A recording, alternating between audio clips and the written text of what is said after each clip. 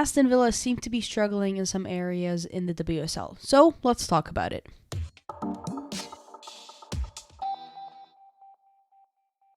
After ending last season in their highest WSL finish in 5th spot, beating the names of Manchester City, Spurs, basically having their best season to date, there was a lot of expectations from pundits and journalists that not only were they going to do the same this season, but actually push above and beyond. In fact, maybe compete for a Champions League spot, which definitely was a bit of a stretch to just even consider. And not only have they not been able to replicate that or anything remotely close to it, 13 games into the league, which is about halfway through the season, they find themselves sitting in the 8th spot with 13 points, only 2 points away from that relegation zone with Brighton, who sit in an 11th spot with 11 points. So they're not in the relegation zone, but it certainly is not the most comfortable spot to be in. Factors such as a very tough run of games at the opening stage of the season, certain players missing due to injury and whatnot, Aston Villa have struggled to hit some of their goals that they were hoping to achieve by this time of the season. Today, as I break that down, I will be using Stathead from Sports Reference to break down all the numbers and statistics from last season to this season that hopefully shed a little bit of a light as to why this is happening with Aston Villa this season. Stathead is a brilliant research and stats tool, as the name suggests, in women's football that provides every kind of feature and really cool technique to look at numbers and stats that has been collected with players and teams in different leagues all across the world. If you want to use some of the cool features that I'll be using for today's episode, you can certainly head over to Stathead, make an account. It takes you a few seconds. Subscribe with $9 a month, as well as there are some student discounts applicable. I will be leaving all links down below in the description. In fact, I will be leaving a link onto how to use Stathead, some of my pros, some of my cons, what do I like, what do I do not like, how do I use it, why do I use it, everything that you need to know down below about Stathead. Go ahead and check them out, because playing around with the stats tool is super cool, and the fact that we have something available like this in the women's game at this point is really, really fantastic. The Villains started off the WSL season with 5 straight losses. Granted, 3 out of their 5 opponents were teams from the top 4, that being Manchester United, Arsenal, and Chelsea. Tottenham as well, who's definitely making that push now in the 5th spot, as well as Liverpool, who in the opening game beat Arsenal. So Liverpool was obviously on a bit of a high, Aston Villa not so much, but overall starting off on 5 straight losses is definitely not a great way to really get things kicking off. Now, coincidentally, in the opening 5 games that Aston Villa lost, Kenza Dolly was not involved in any of those games. She was dealing or nursing with an injury that she picked up at the World Cup, and just was not available, and she was injured. Kenza Dolly was such an important player for Aston Villa last season, and we'll look at some of her numbers in a moment. But last season, she was one of the most important players in the middle for Aston Villa, and a key component to how they were able to move the ball forward and have an overall good control in the middle. Last season, she created the 3rd most amount of chances in the WSL. She also held the most final third passes attempted, which are passes into the final third, and completed the 2nd most amount of those final third passes. Not only was Dolly super important in building forward, and we saw plenty of her duos and plays with Rachel Daly, which was some of the most enjoyable to watch last season, but she used to hold a lot of possession in the middle. So not only were Aston Villa having to work around a very important player being out because they had played with her the entire last season, they missed the component of creative play and just kind of being direct and forward moving. Just on the break, Kenza Dolly is really fast. Working with Rachel Daly, she's super good at that. Holding possession in the middle, she's super important. They lost all of that in Kenza Dolly. On top of that, what didn't help in the midfield was Kirsty Hansen having a red card in the opening game against her former club of Manchester United. Kirsty Hansen and Kenza Dolly was one of the most played duos in the WSL, let alone Aston Villa, and so both of them being out was a big hit. I just highlighted how important Dolly was in terms of her numbers, but for Kirsty Hansen, she also held the 2nd most amount of assists in the WSL with 9. She created the 2nd most amount of big chances, but it wasn't just moving the ball forward on the left flank where she usually plays. It was the fact that she attempted the most amount of take-ons in the league. And she also had the 2nd most amount of total tackles of 65 in the WSL last season. So Kirsty Hansen is a an important, vital player to Aston Villa's stability in the back, regaining possession and moving something forward.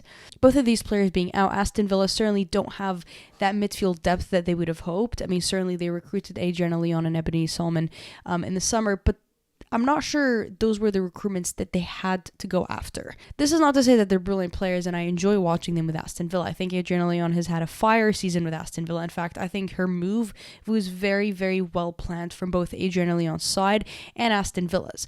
But what I'm criticizing here is that they brought them in as forward depth, which is fantastic.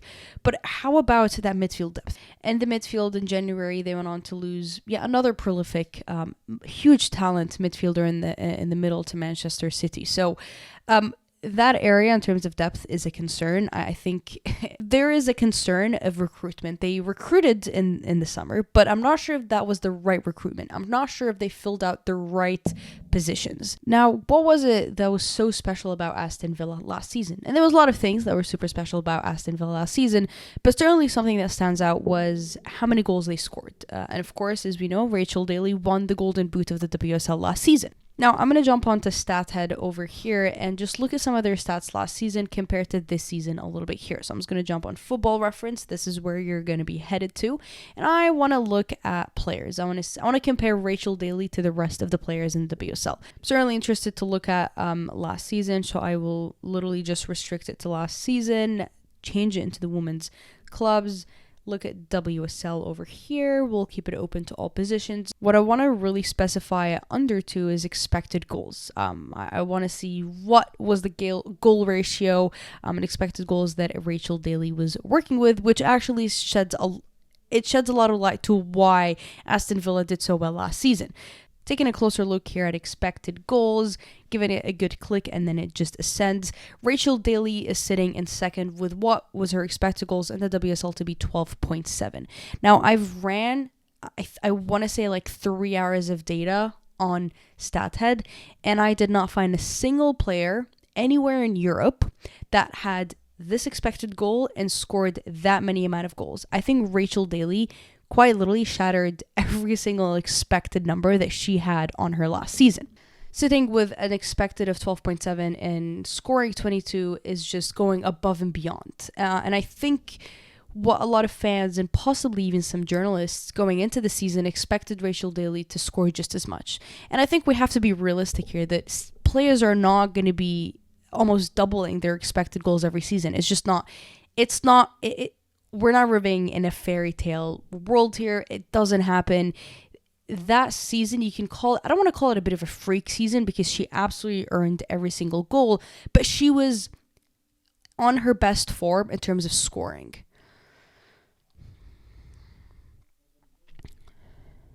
Now, I want to go back a little bit and actually put it to this season just to compare the numbers from last season to this season and see where she's sitting at and where the rest are sitting at. Just quickly change the seasons that we're trying to look at here. Quickly fetch some results. A's are going to pop up here. And go down to Aston Villa.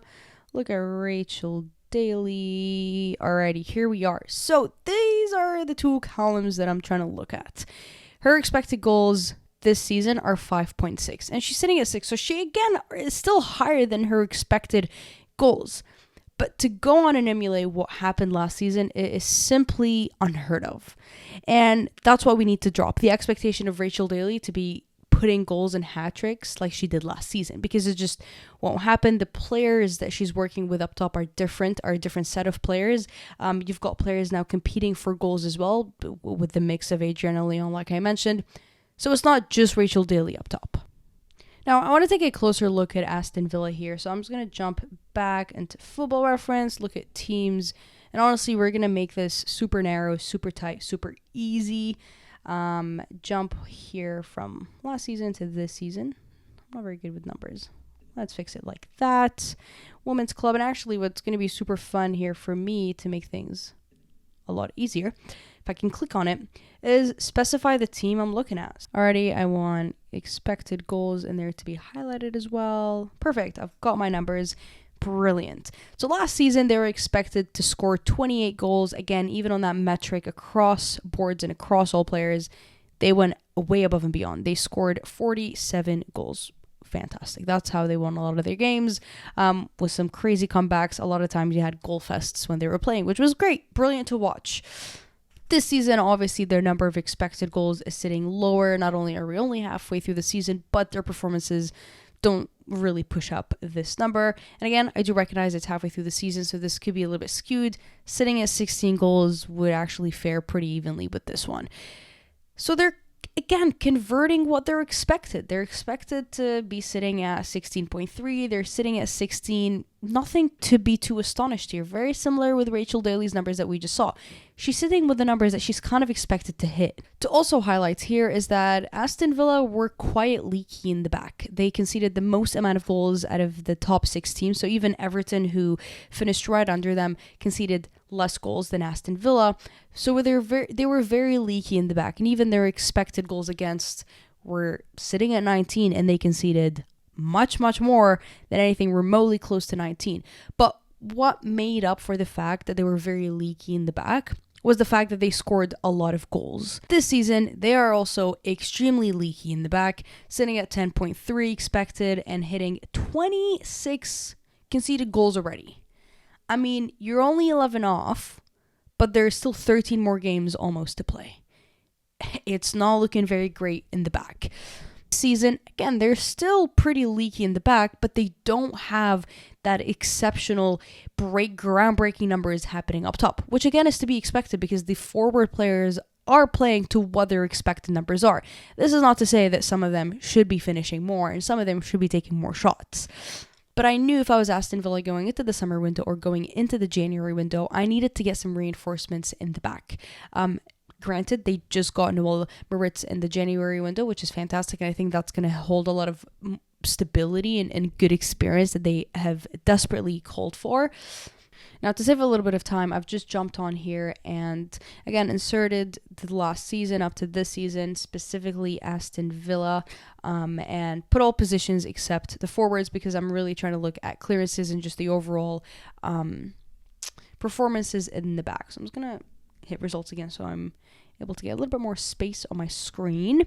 Okay, perfect. So to look at some of the players that did really well in the back, number of blocks, for example, and Sarah Mayling sits up there. I think Sarah Mayling was one of the best performers for Aston Villa last season. I still think she's having a very good and decent season. But what I want to look at here is Danielle Turner. Danielle Turner held up some pretty great numbers, and I think she was one of the most reliable players for them last season.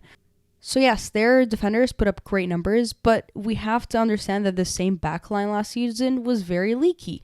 And once again, if you're hit with an injury, you're then massively struggling with depth in the back.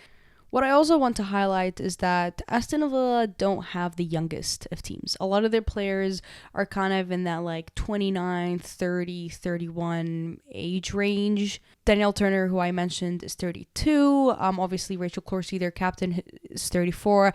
I personally don't think Rachel Corsi should be playing every single game. I think she's given up a lot of errors and given up a lot of problems in the back. But then again, they don't have that depth to replace her.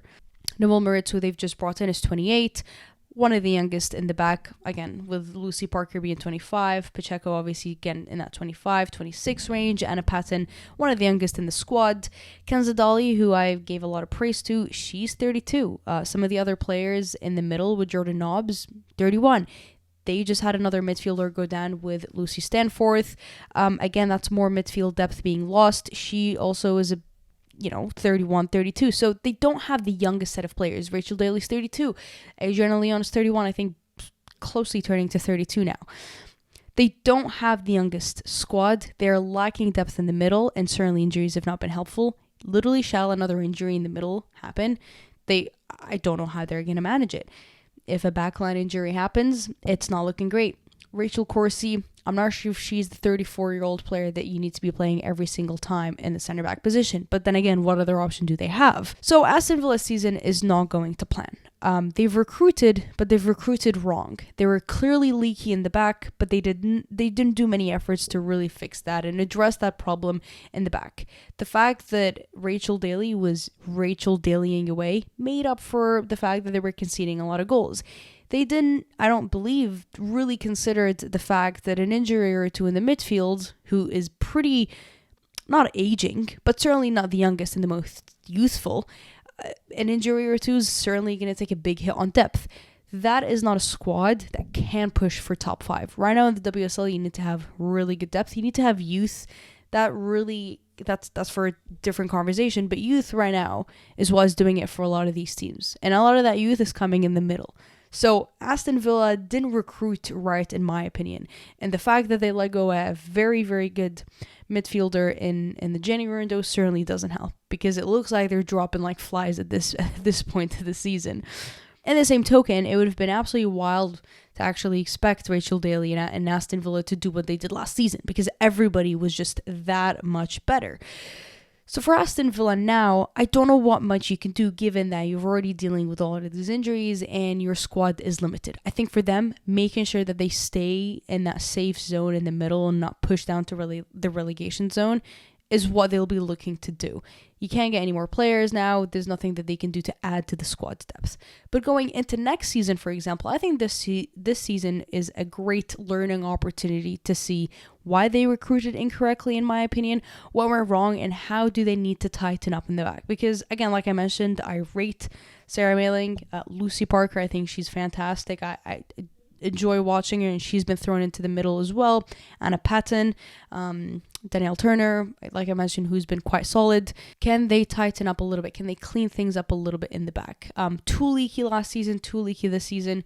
Certainly a lot of efforts need to be directed that way. Let me know your opinions down below on Aston Villa, some of the comparisons that I was able to shed light on. I'm hoping they turn things around now for the rest of the season. I think it adds a little bit more fun for the WSL. Head over to Statehead and check some of their features out. I certainly have always a lot of fun when I'm playing around with some of their filters and numbers it shows you a lot. It teaches you a lot about the game, which is superb and fantastic. So I'll leave all links down below. As always, to stay updated and to continue enjoying the beautiful game, make sure you subscribe to me here on YouTube and follow me on Twitter. And I will see you later.